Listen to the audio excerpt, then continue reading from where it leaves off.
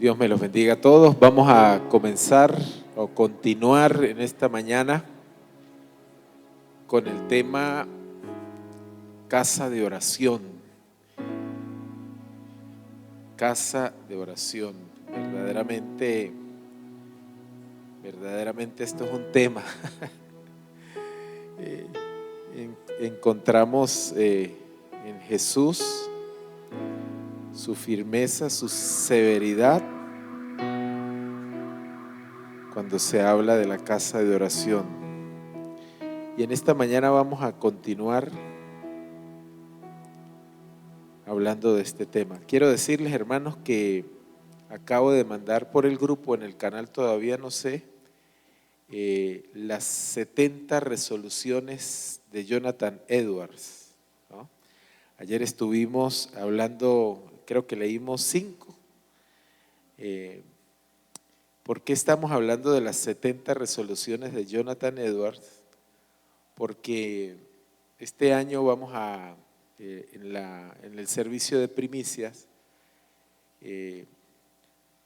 no solamente es hacer una lista de oraciones, sino a qué me comprometo yo. No es una lista de peticiones, sino qué vamos a hacer, qué resolvemos en este año, ¿no? Ayer, ¿dónde fue que leímos 5? ¿Aquí o aquí? ¿Qué vamos a determinar? Voy a leer unas 5 más y para dar inicio, ¿no? Por ejemplo, la acabo de mandar en un PDF y dice la 6, por ejemplo: resuelvo vivir con todas mis fuerzas mientras viva. ¿Ah? Esa la leímos. Entonces leímos más. Ok.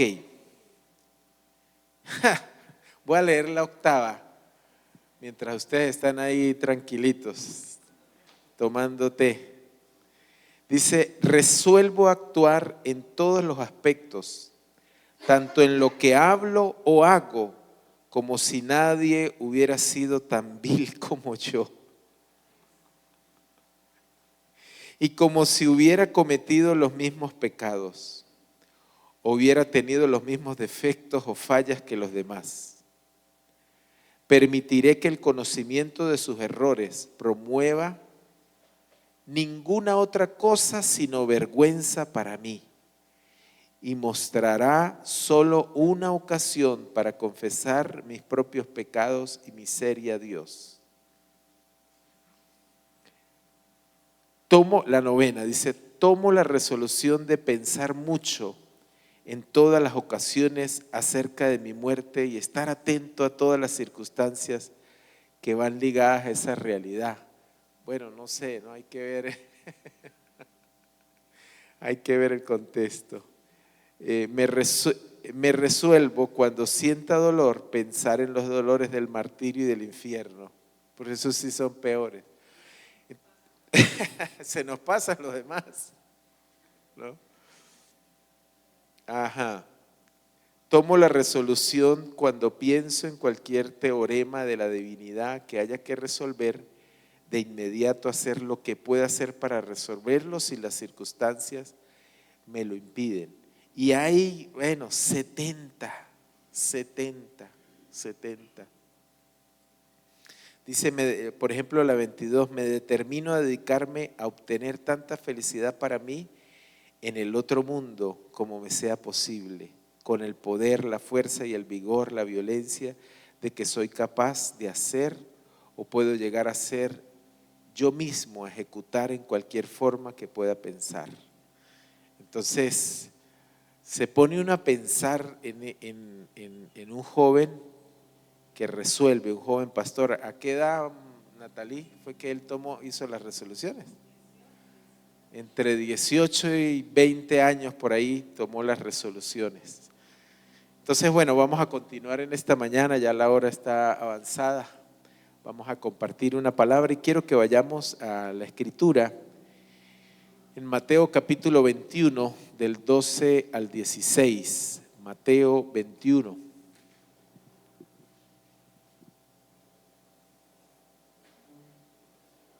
Mateo 21, del 12 al 16, dice de la siguiente manera: y entró Jesús en el templo de Dios y echó fuera a todos los que vendían y compraban en el templo, y volcó las mesas de los cambistas y las sillas de los que vendían palomas, y les dijo: escrito está, mi casa, casa de oración será llamada, mas vosotros la habéis hecho cueva de ladrones. Y vinieron a él en el templo ciegos y cojos, y los sanó. Pero los principales sacerdotes y escribas, viendo las maravillas que hacía, y a los muchachos aclamando en el templo y diciendo: hosana al hijo de David, se indignaron y le dijeron: oye lo que estos dicen. Y Jesús le dijo: sí, nunca leíste de la boca de los niños y de los que maman, perfeccionaste la alabanza. Entonces dice la palabra, mi casa, casa de oración será llamada. Pero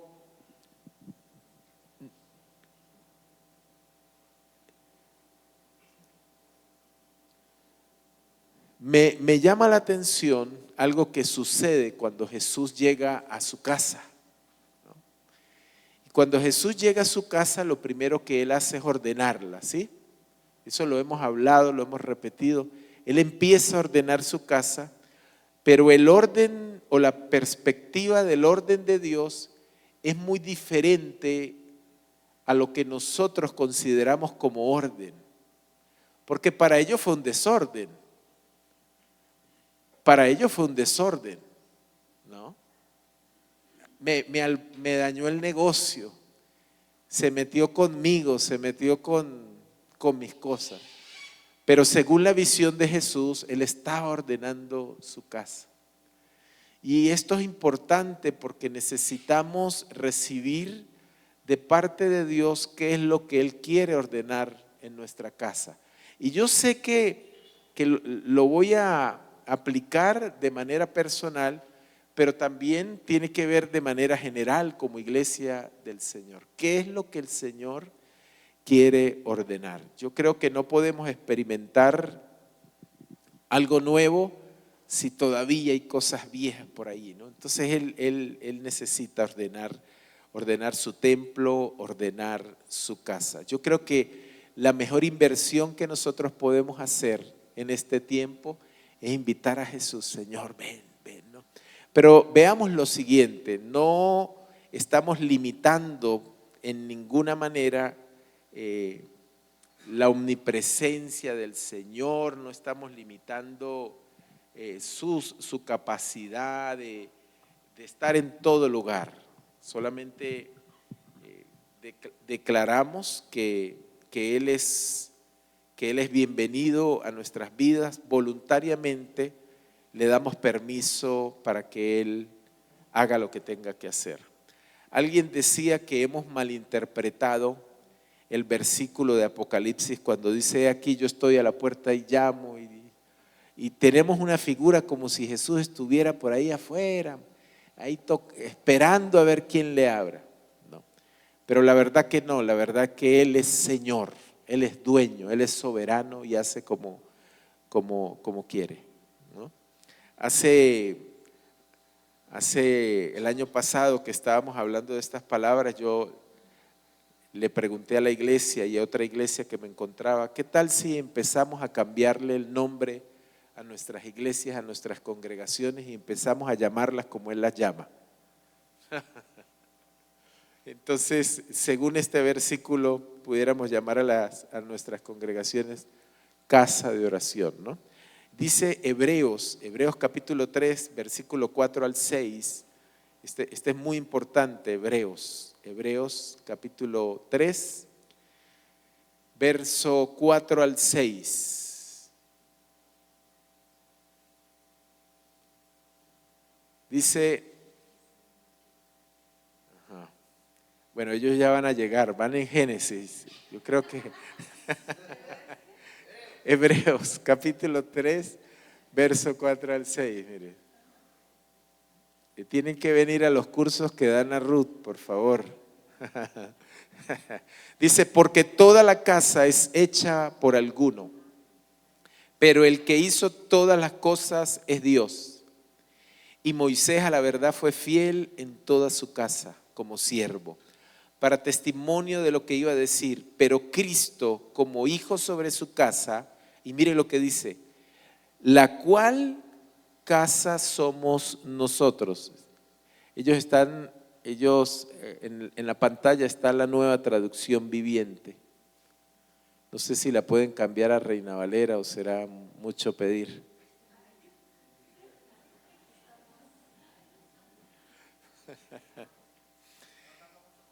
La cual casa somos nosotros si retenemos firme hasta el fin la confianza y el gloriarnos en la esperanza.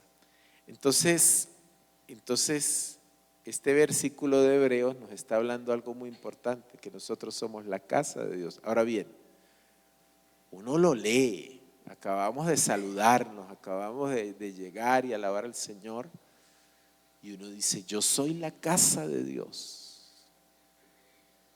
Esta palabra es muy fuerte, esta palabra es muy dura, esta palabra es... Tenemos que pensar muchas de nuestras acciones, ¿no? Dice la palabra del Señor que los judíos, dice, tenían celo de Dios. Tenían celo de Dios. Eran celosos. Pero cuando llega Jesús a su casa, no lo conocen.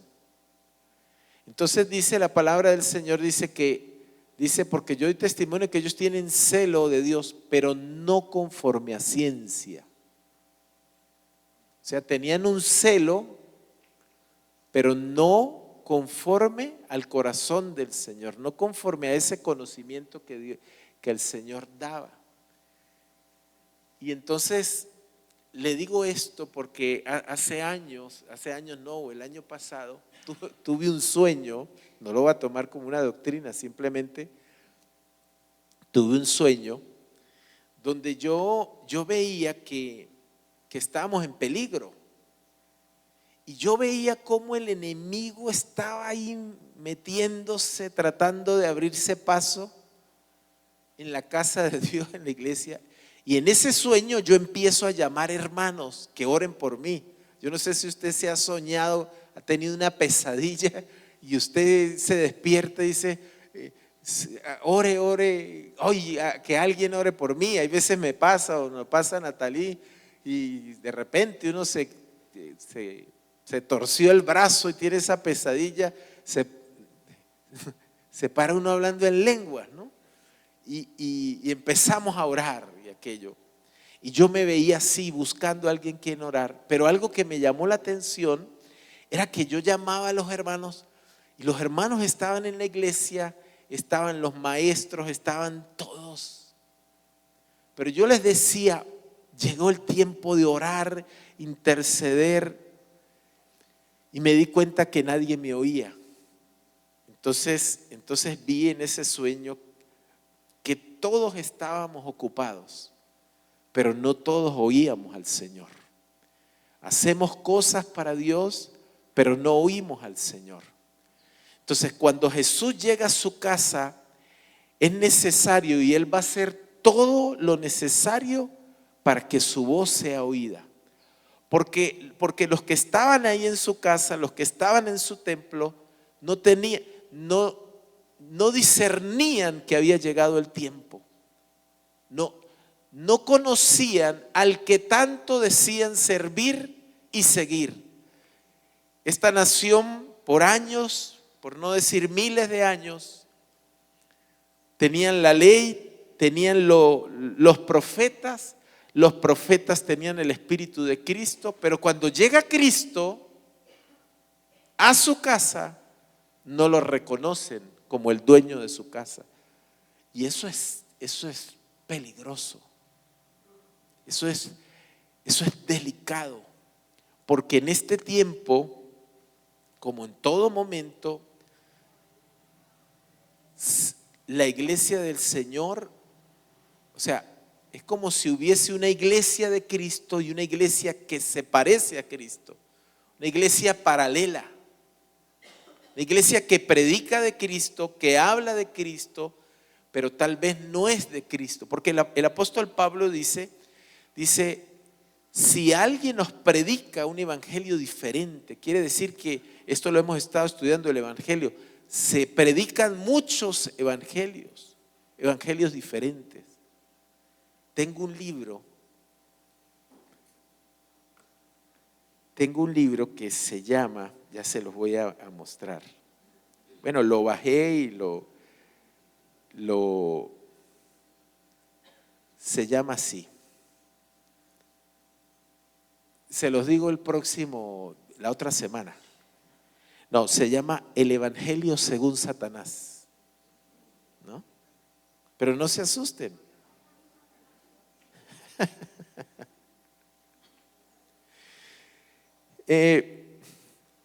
Él habla de 9 mentiras que se predican como verdades en la iglesia. Se las voy a leer, ¿sí? Solamente.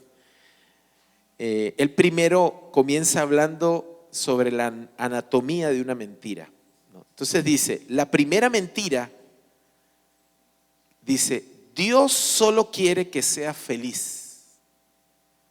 No, ese libro es tremendo. No sé si lo han oído. La segunda mentira, solo se vive una vez, ¿no? La tercera mentira, debes vivir tu verdad, tu realidad. Entonces él empieza a explicar, no la vamos a estudiar.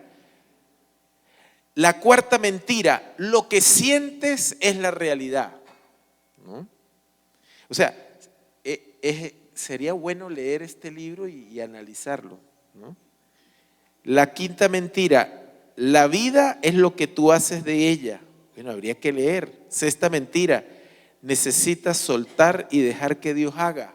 Entonces, puede ser, hay veces sí, hay veces no. La cosa es que Dios no bendice lo que usted no hace, ¿no? Séptima mentira, la cruz no tiene nada que ver con la ira de Dios. Hay que leer, Dios ayudará a los que se ayudan a sí mismos. Entonces, oye, me quedó sonando. El escritor es Jared Wilson y usted lo ve así, como una portada negra, ¿no? El Evangelio según Satanás, ¿no? Y el capitán Bott, el fundador del Ejército de Salvación, en 1700, 1800, Dios le revela cómo iba a ser la iglesia, ¿no? Cómo los cambios que iban a sufrir la iglesia. Y él hablaba de un cielo sin arrepentimiento, un evangelio sin infierno, ¿no? Sin Cristo.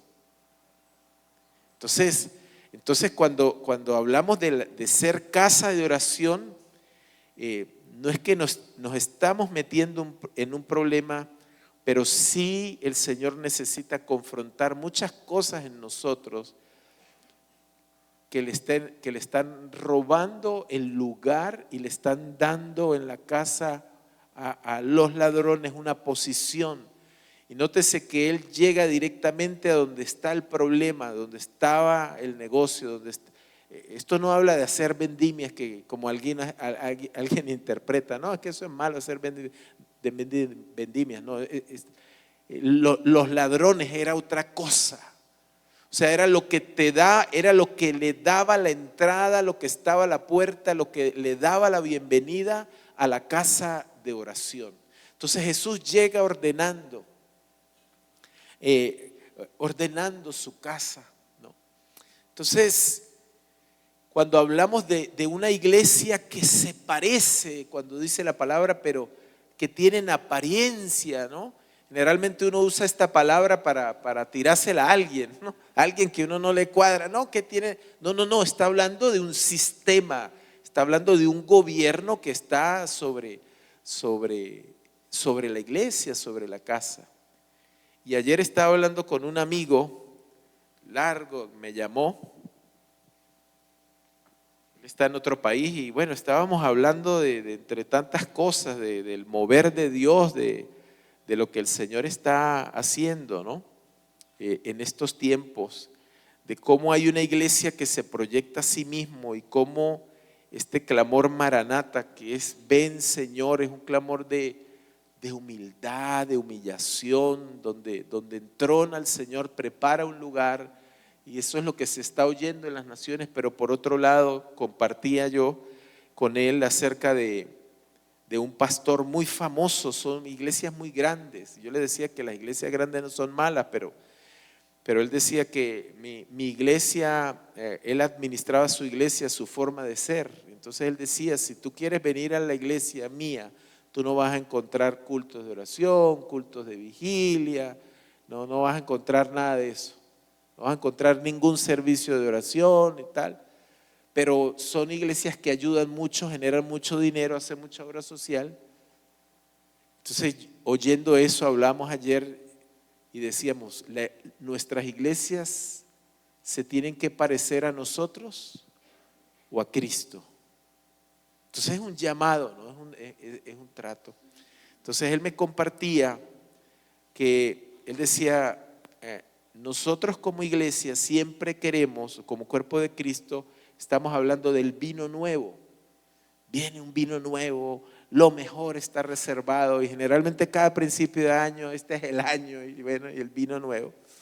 Entonces él me decía, Luis, estaba hablando con una hermana, ella está en otro país, y estábamos hablando una videollamada, y dijo, voy a soltar algo que tengo en mi espíritu. Cuando él oyó eso, dijo, yo empecé a grabar. Entonces él me contaba que la hermana dijo, viene un tiempo de vino nuevo, pero Dios requiere quitar uvas amargas de en medio de su pueblo, de en medio de nuestro corazón. Él va a quitar esa amargura que hay en nosotros, porque no puede venir el vino nuevo, no puede venir lo nuevo, los odres nuevos con uvas amargas. Y eso me pareció muy fuerte. Entonces veo este principio que llega Jesús al templo, a la casa, y Él sana a los enfermos, se levanta el clamor de adoración, o sea, viene la visitación del Espíritu de Dios con hechos, con milagros, con señales, y viene y se levanta el clamor, y los jóvenes de aquel templo empiezan a cantar Hosana, Hosana, bendito el que viene, Hosana, el hijo de David. Ellos empiezan a cantar un determinado cántico, y no es cualquier canto que ellos están cantando. Ellos no están cantando, por ejemplo, lo que ya algunos le cantan en el cumpleaños, que ya no es cumpleaños, sino cuando allá se pase lista, ¿no? Ellos no cantan coros así, ellos están cantando cánticos que son únicos y exclusivos del Mesías, que no se van a cantar sino solo cuando el Mesías se manifieste y cuando lo profético tenga que ver con el Mesías. Por ejemplo, en la entrada, cuando Jesús entra a Jerusalén, eso tiene una historia, una narrativa, y entraba el sumo sacerdote con el corderito y aquello, y eso era una representación de la entrada del Mesías que ellos estaban esperando, y así lo hacían años. Entonces, Hosana, Hosana, Baruch Haba Hashem Adonai, bendito el que viene en el nombre del Señor. Y entonces en Mateo 23, el último versículo de Mateo 23 dice, le dice a Jerusalén, y le dice a Israel, ustedes no me van a ver hasta que canten Baruch Haba Hashem Adonai, bendito el que viene en el nombre del Señor. Esa es una de las señales de la venida, es que Dios va a despertar no solamente a la iglesia, sino a la nación de Israel, y Él va a literalmente venir a su casa. Entonces, Con todo esto, pudiéramos preguntarnos, pero en sí, ¿qué significa ser casa de oración? ¿Y qué es casa de oración? Natalí nos explicaba en estos días que casa de oración no necesariamente es que estemos orando aquí las 24 horas del día, los 7 días de la semana, porque esto es un trabajo, esto es un llamado, esto es algo, imagínense, ¿y de qué vamos a vivir? ¿Qué comeremos? ¿No? Esto es un tema de 24 horas, 7, pero Lucas dice acerca de esta mujer que está clamando, dice: ¿acaso Dios no hará justicia a sus escogidos que clamen de día y de noche? Entonces este tema de casa de oración requiere de verdad un estudio, hablarlo, meditarlo, predicarlo y seguir. Porque si la esencia del templo de Dios y nosotros como casa espiritual es que seamos casa de oración, entonces tenemos que entender cuál es el concepto de la casa de oración. Entonces pudiéramos decir que la casa de oración significa la morada de Dios entre los hombres. Ese es el concepto básico. La morada de Dios entre los hombres. O sea, porque el deseo eterno de Dios siempre ha sido habitar en medio de su pueblo. El primer día que hablamos de casa de oración, hablamos del monte, hablamos del jardín, ¿verdad? Y hablamos de que el jardín y el huerto del Edén no era simplemente, o sea, que no tuviésemos una idea de lechugas, del huerto, de la matica, no, sino cuando la Biblia habla de labrar, de preparar, está hablando de un sacerdocio. Entonces Adán y Eva eran encargados de preparar a través de su sacerdocio un lugar aquí en la tierra para que el Señor viniese. Entonces la casa de oración significa la morada de Dios entre los hombres, y esto también se conoce como el principio de convergencia, cuando el cielo converge con la tierra. Cuando Dios le dio las leyes y los mandamientos a Moisés, literalmente uno lee en la palabra, por ejemplo, cuando él ve y describe, dice que había como una baldosa brillante, pero él está en la cima de un monte y allá nadie echó un piso pulido ni cerámica, pero la Biblia dice que él vio eso, literalmente vio esto.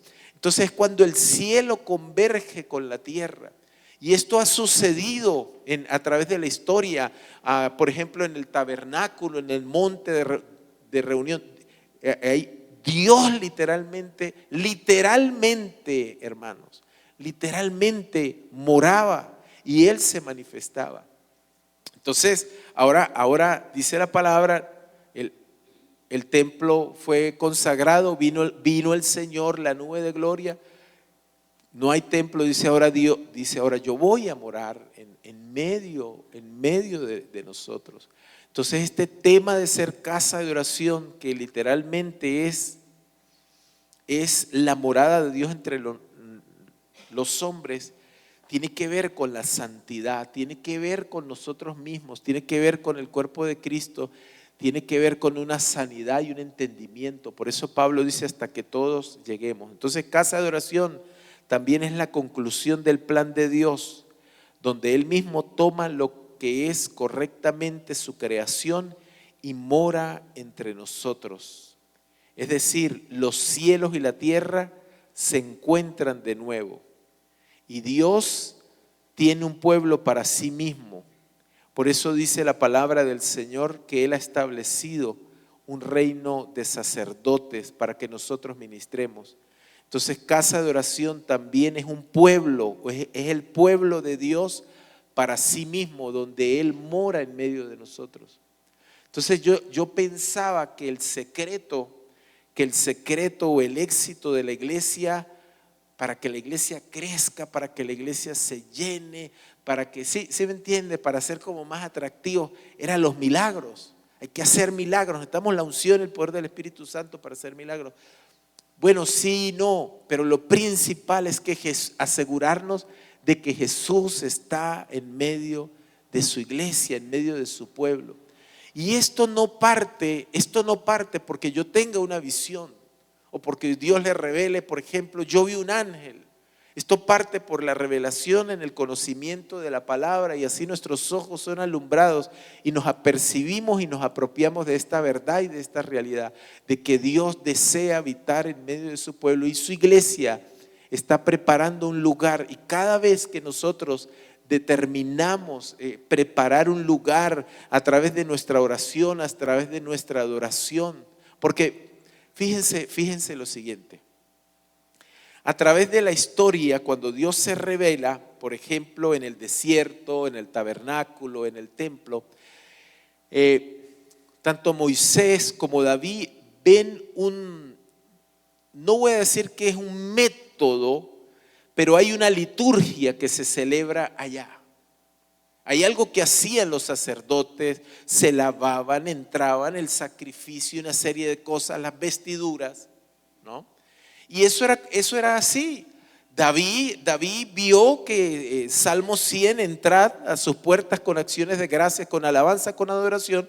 Pero entonces estaba el tabernáculo de David, pero también estaba el tabernáculo de Moisés. Uno estaba en Silo y otro estaba en Gabaón, creo que era. Entonces él mantuvo los mismos rituales, la misma liturgia en los dos templos, en los dos lugares. Y luego cuando viene el templo de Salomón, siguen los rituales, sigue la liturgia.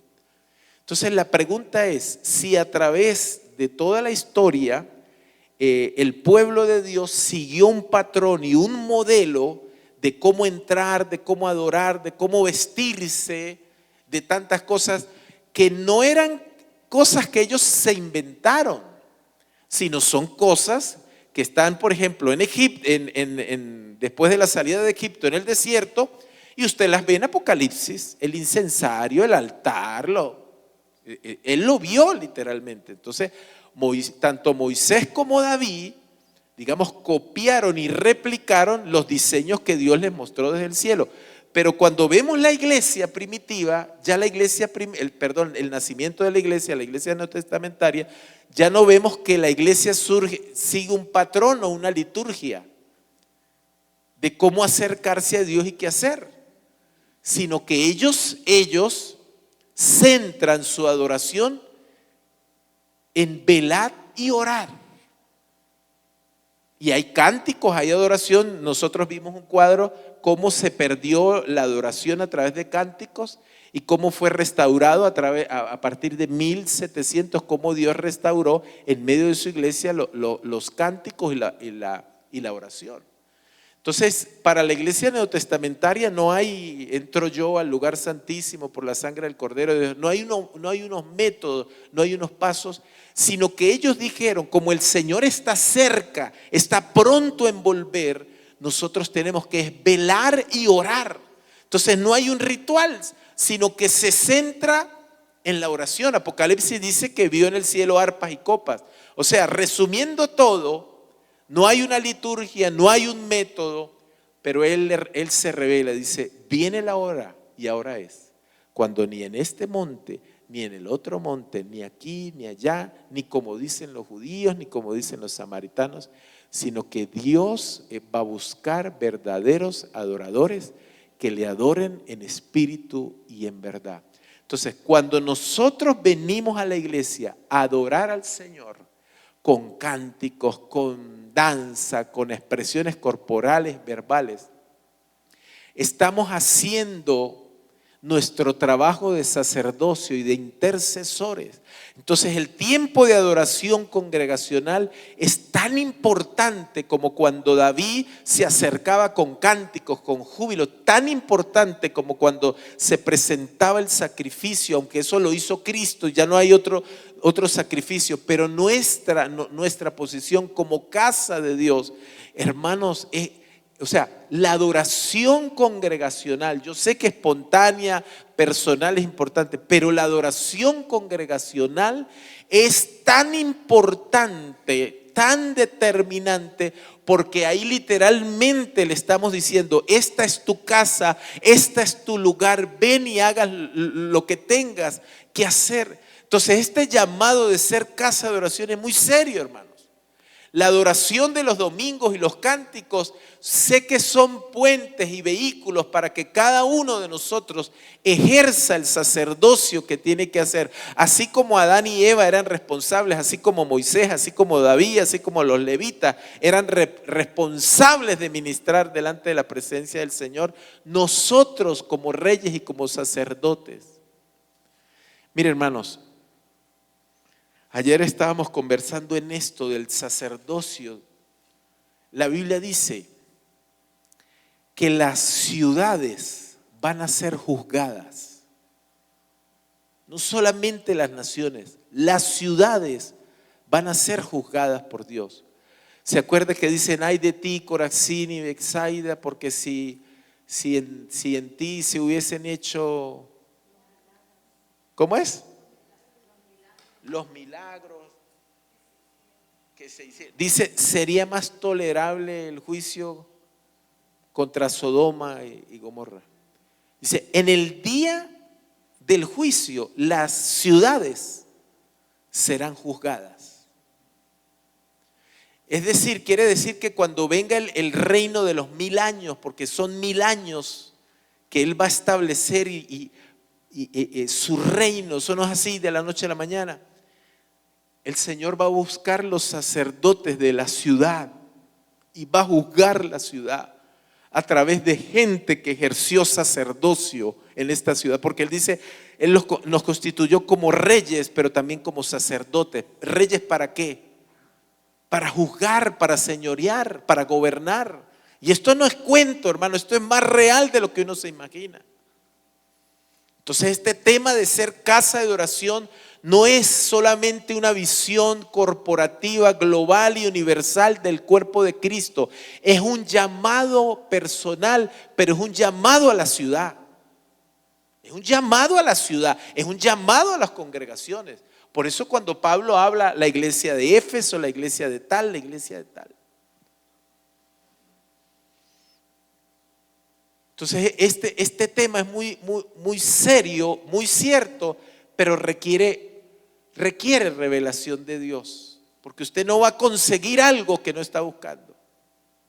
Yo le decía al Señor, yo no quiero plataformas, necesitamos altares, porque los altares, según la Biblia, eran puntos de conexión, eran puntos de contacto.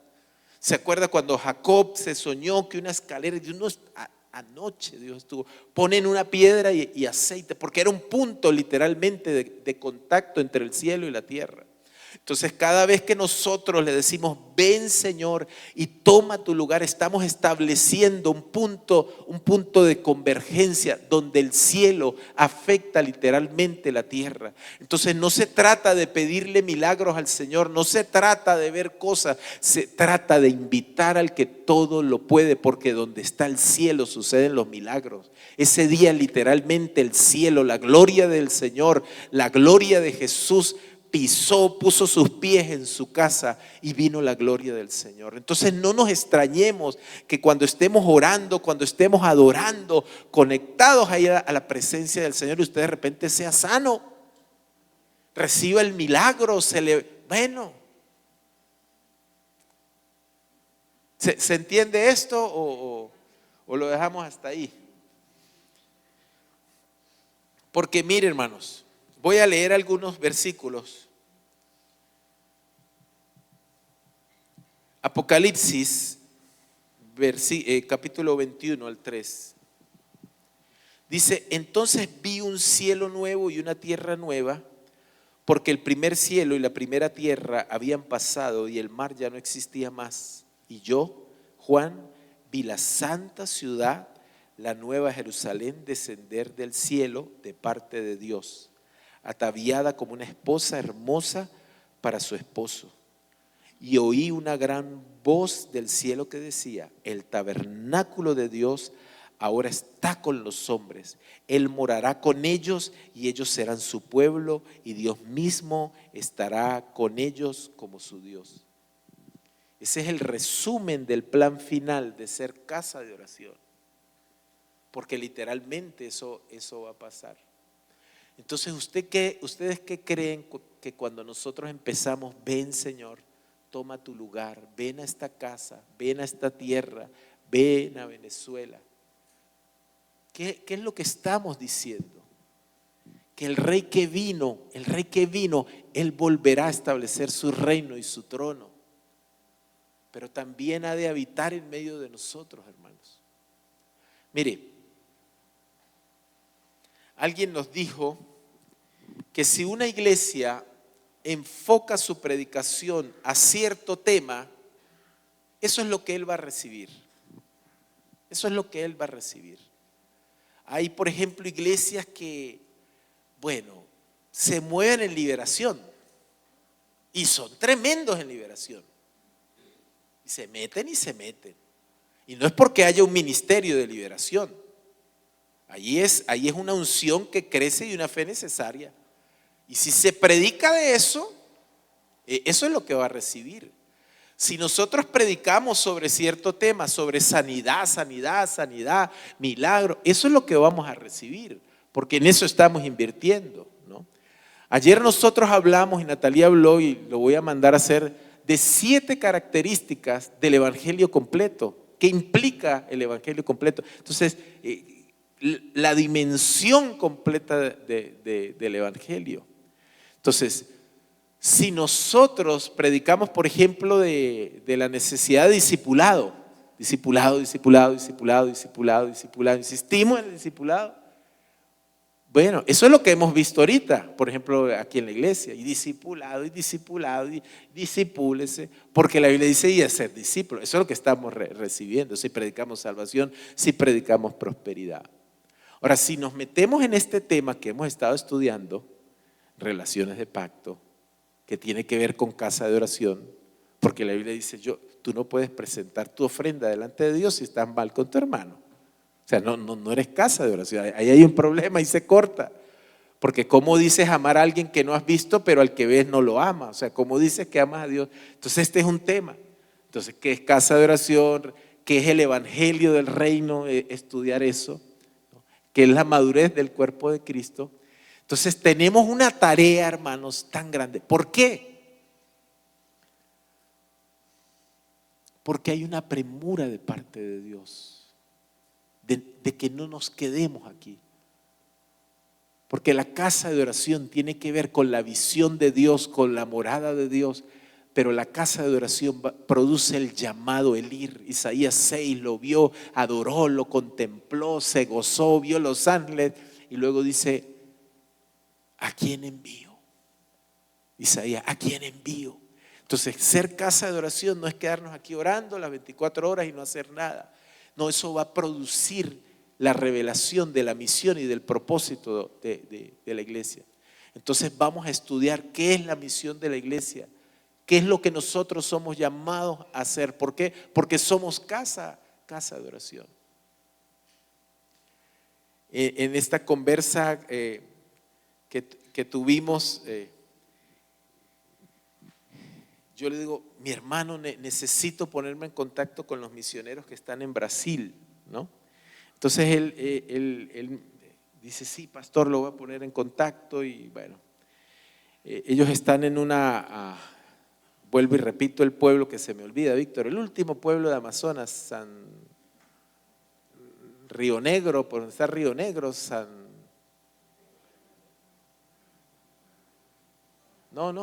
allá donde nació, donde el viento donde están casi las 3 fronteras, no sé si. Bueno, ellos están allá y cruzan al otro lado de Brasil y están haciendo la traducción del Antiguo Testamento, ¿no? Entonces, a una lengua ahí rara, como, no sé si han oído esta lengua curripacos. ¿Conocen los curripacos? Bueno, hay otro que es más raro, todavía suena a esa etnia por allá.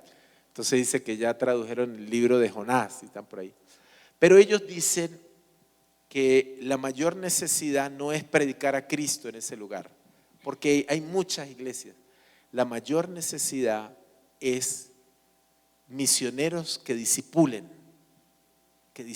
No hay discipulado. Entonces recibieron a Cristo, recibieron la palabra, pero no hay madurez. Entonces hay una urgencia de parte del Señor.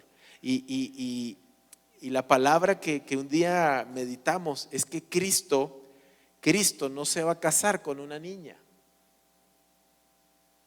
Cristo se va a casar con una mujer madura.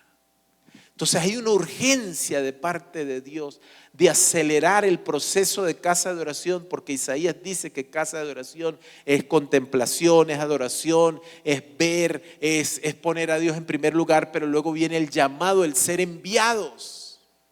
¿Sí me explico? Esto es una cadena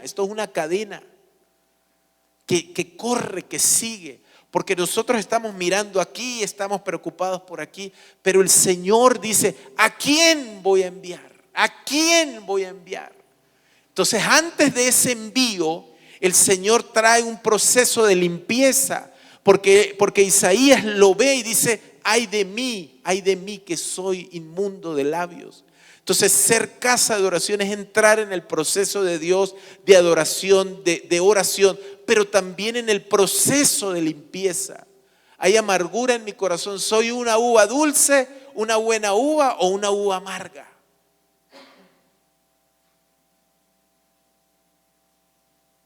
Aquí no usamos mucho uva porque está medio cara. Aquí es café.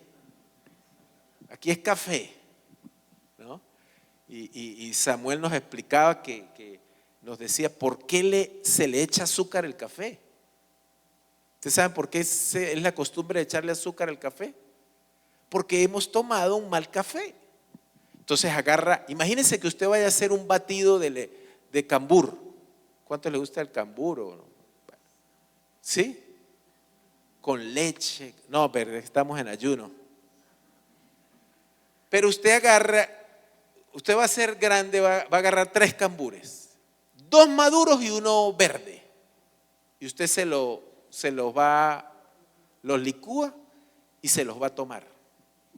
¿A qué les puede? Amargo.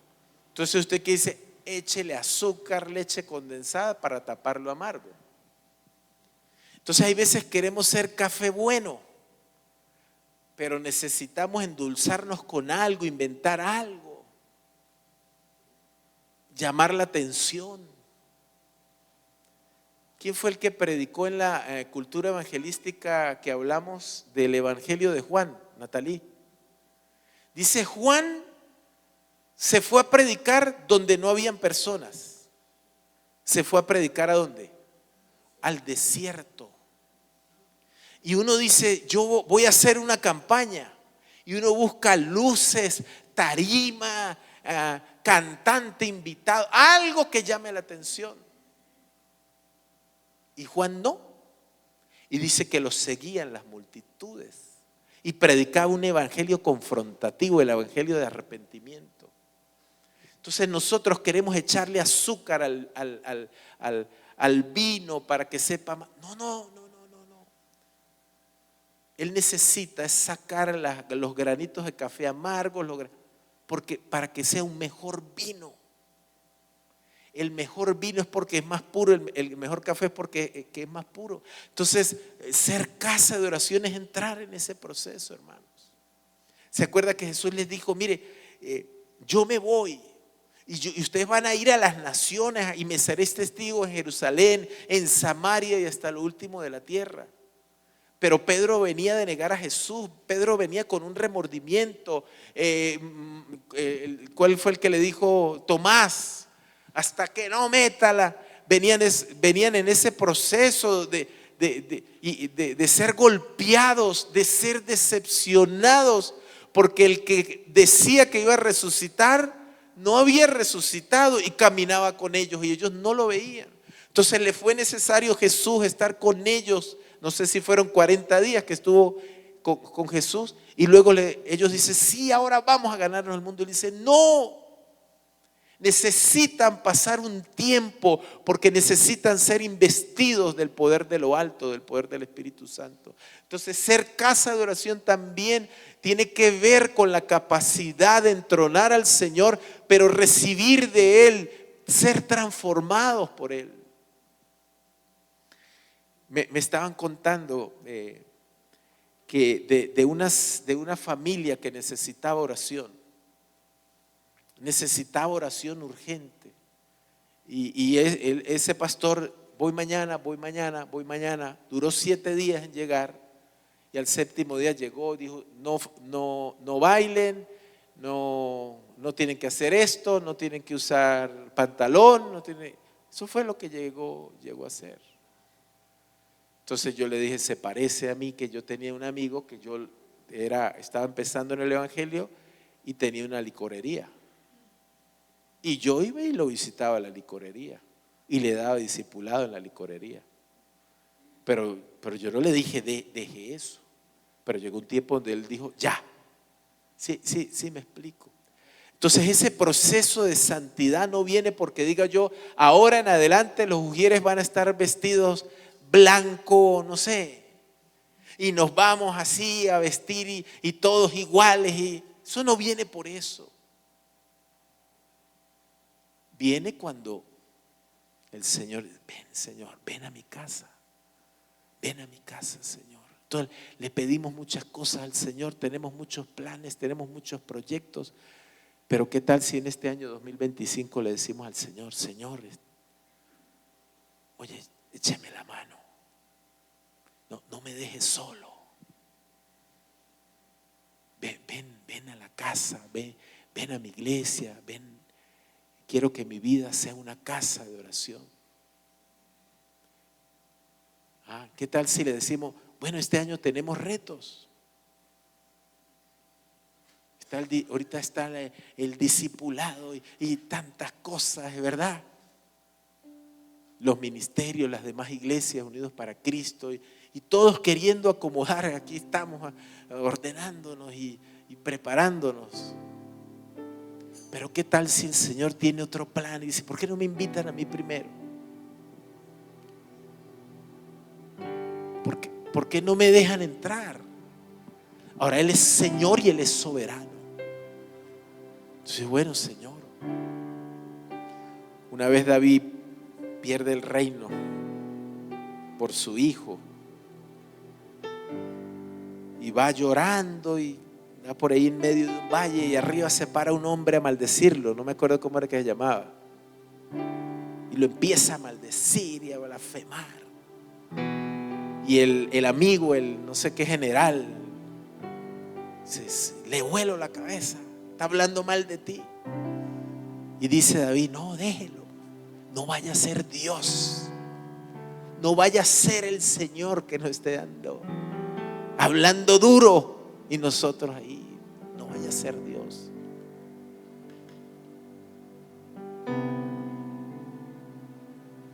Entonces sí, estos días estamos reunidos y enero, febrero, los ciclos de tal, marzo.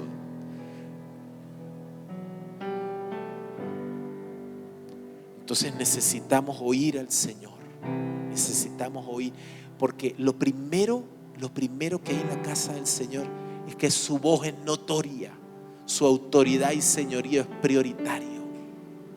Y a veces uno quiere arreglar la casa y me estoy portando mal, esta es mi debilidad, estoy en este pecado. Invite al Señor, Señor, ven a mi vida, ven a Unidos para Cristo, ven a cada iglesia, ven a cada congregación, ven Señor y toma tu lugar, toma el lugar tuyo. Entonces tenemos que preguntarnos cuáles son nuestras cuevas y cuáles son los ladrones. Porque qué tal que el Señor venga y nosotros le digamos, con mis ladrones no te metas. No, con lo mío no se meta, como dice él.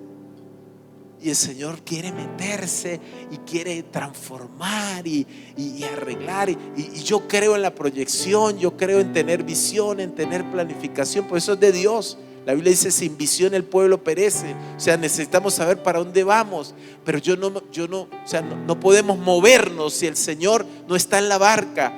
Moisés le dijo, Señor, ¿sabe qué? Sí. O sea, tienes planes preciosos conmigo. Dios le prometió a Moisés, hagamos un pacto nuevo. De ti voy a hacer una nación. Ya no serían los hijos de Israel, sino los hijos de Moisés. Eso le ofreció. Pero Moisés dijo, no, no, yo me voy con estos locos. Pero si tu presencia no va conmigo, Señor, yo no me muevo. Y yo creo que en este ayuno necesitamos oír la voz del Señor.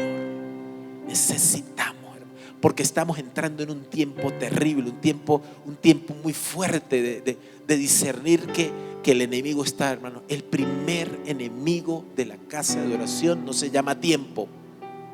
El primer enemigo de la casa de oración no se llama disposición ni buena voluntad. El primer enemigo de la casa de oración se llama Satanás. Que el Señor reprenda. Él no quiere por ningún lado. Él va a buscar la manera, la forma de estorbar el plan y el deseo de Dios. Y con esto no nos exculpamos de nuestras debilidades, de nuestros errores, sino que entendamos, hermanos, que el primer opositor a este mover, a esta revelación, se llama Satanás. Porque donde está el Señor, el enemigo tiene que huir, hermano. Si nosotros nos aseguramos de entronar el nombre de Jesús, si nosotros nos aseguramos de preparar un lugar para Él, Salmo 68, levántese, oh Dios, y sean esparcidos tus enemigos y huyan delante de tu presencia los que te aborrecen. Si nosotros nos proponemos en este año, hermano, vamos a crecer. Necesitamos cultura evangelística, porque este es el resultado de la casa de oración. Necesitamos sanar nuestras relaciones. Necesitamos, como hermanos en Cristo Jesús, sanarnos, perdonarnos. Pero eso no se logra por medio de acuerdos o por medio de que yo llame a Víctor, mire, perdóneme, sí, no le vuelvo a poner el pie cuando vaya corriendo allá en la grama del colegio. No. Se trata de ir y levantar altar, levantar la presencia. Mire, el enemigo no va a huir hasta que se prenda el fuego. Dice Pablo, vino del naufragio y ¿sabe qué sacó a la serpiente? El fuego.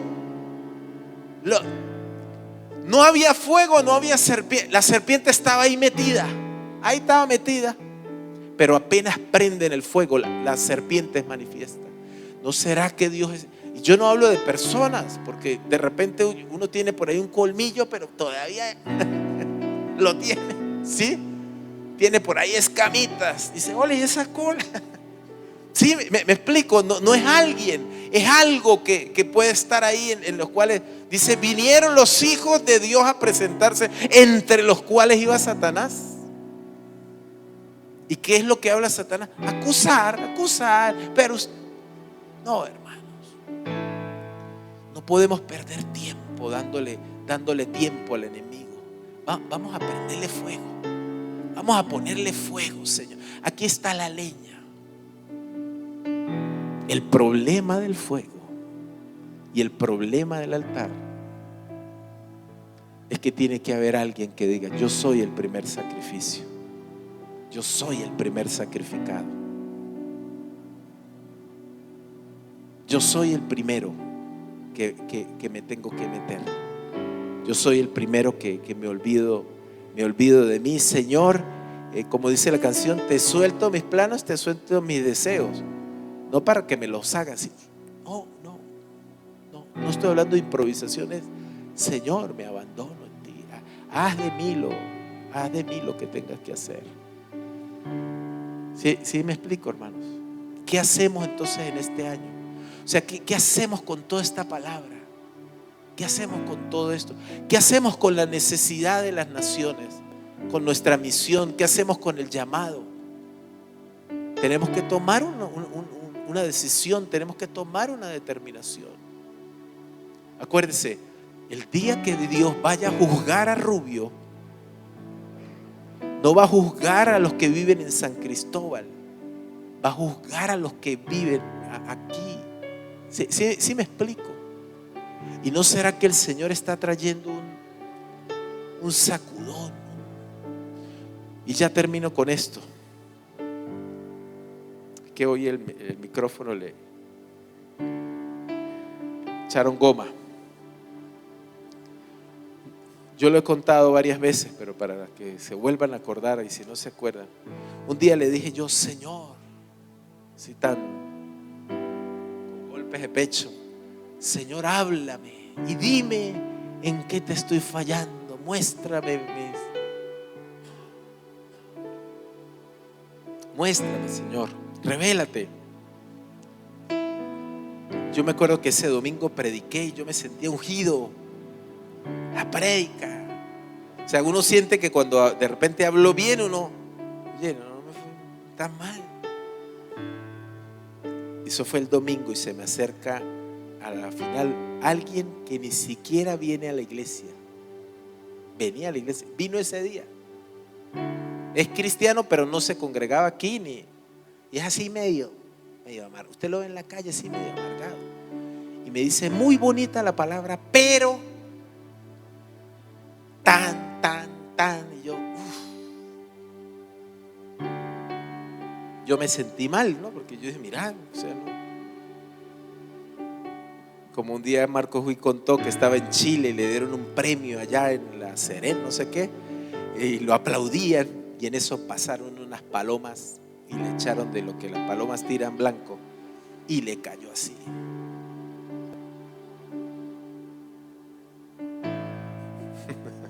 Ya la campana, ¿no? Y él dijo: no, yo con esa gloria y eso. Y el Señor me hizo recordar: Señor, si quiere mando otra. ¿Sí? Luego en la semana un niño, algo pasó, pero el niño me dijo algo que me ofendió. El niño me hirió, ¿no? Y luego como el jueves se me acerca un anciano muy querido, muy respetado.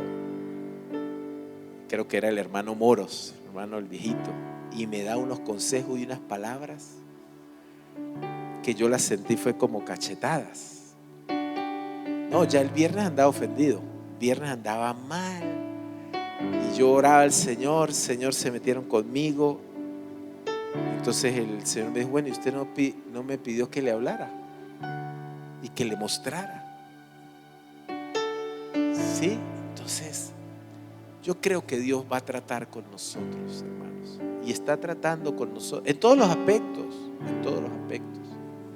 pero la gloria sea para Él, hermano. Y si esto es para bien, dijo Job: no me gusta mucho. Jehová dio, Jehová quitó, sea el nombre de Dios bendito. Amén.